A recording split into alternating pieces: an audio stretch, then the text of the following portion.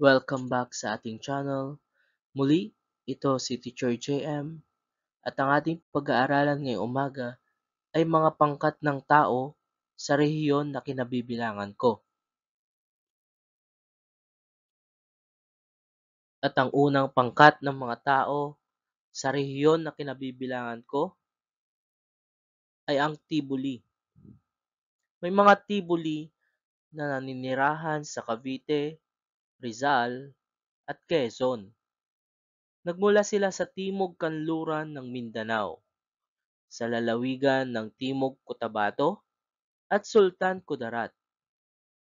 Kilala sila sa kanilang makukulay at bordadong kasuotan at ang kanilang masiglang sayaw at musika. At ang ikalawa, ang Bagobo. Ang mga Bagobo ay matatagpuan din sa Cavite, Laguna at Quezon. Hawig sa mga taga-India ang mga taga-Bagobo. Marami silang sinasambang diwata. Karamihan sa kanila ay naninirahan sa Timog Davao at Cotabato. Makulay ang kanilang mga damit kagaya ng tibuli. At ang ikatlo ay ang Tagbanwa. Sila ay naninirahan sa Quezon at Palawan. Ang kanilang wika ay Palawanon, Tandulanan at Silaganon. Ang mga lalaki ay nagsusuot ng bahag, samantalang ang mga babae naman ay bestida. Ang kanilang bahay ay yari sa kawayan, kahoy at anahaw.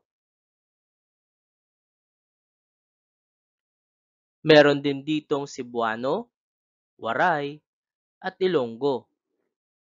Kabilang sa kanilang pangkat ang mga Cebuano, Waray ng Samar at Leyte at Hiligaynon o Ilonggo.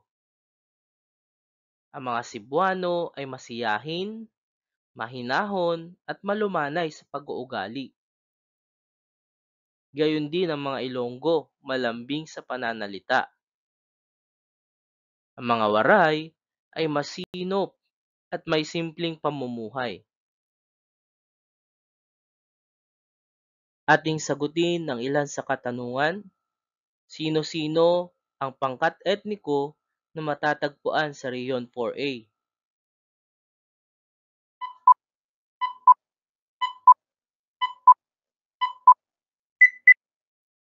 Tama, ito ang Tibuli, Bagobo, Tagbanwa, Cebuano, Ilonggo, at ang Waray.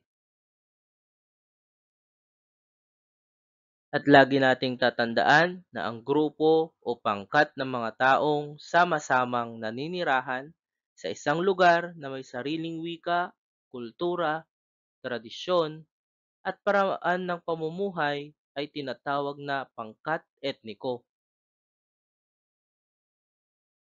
Ating sagutin ang tanong, kung ikaw ay makakakita ng mga taong nakasuot lamang ng bahag at siya ay pinagtatawanan ng iyong kaklase, ano ang nararapat mong gawin? Ito ay paliwanag ang iyong sagot.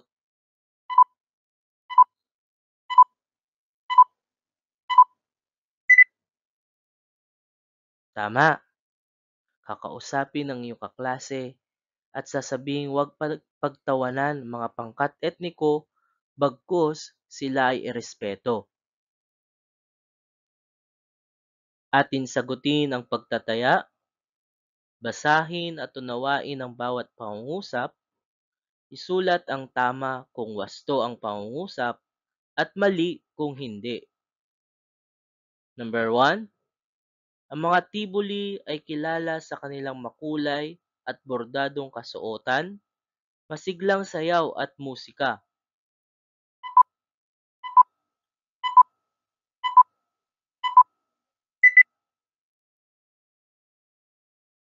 Ang sagot ay tama.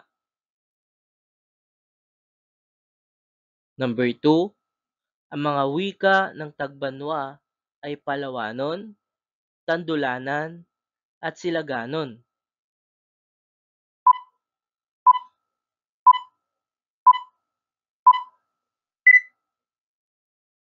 Kung ang sagot mo ay tama, tama.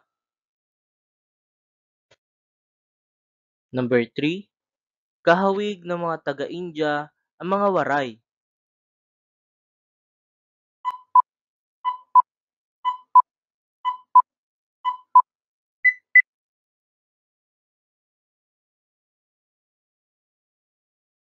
Ang sagot ay mali dahil ang Bagobo ang kahawig ng mga taga-India.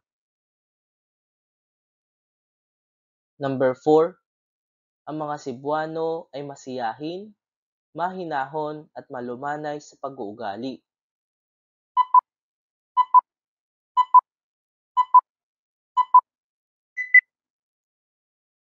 Ang sagot ay tama. Number 5, ang grupo o pangkat ng mga taong sama-samang naninirahan sa isang lugar na may sariling wika, kultura, tradisyon, at paraan ng pamumuhay ay tinatawag na pangkat etniko.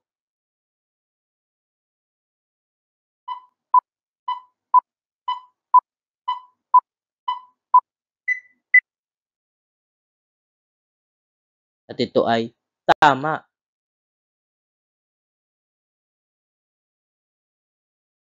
At ang ating kasunduan, magsaliksik ng mga iba pang pangkat etniko na nakatira sa ating rehiyon.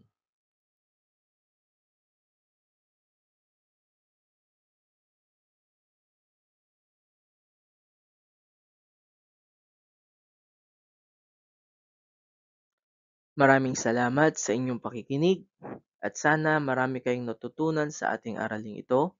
Muli, ito si Teacher JM at huwag kalimutang mag-subscribe, like at comment and share na rin sa ating mga videos. Maraming salamat. Paalam.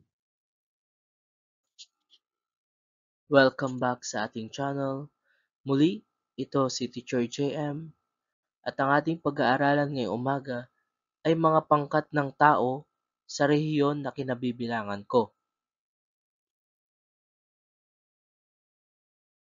Ating sagutin ang ilan sa katanungan. Sino-sino ang pangkat etniko na matatagpuan sa rehiyon 4A?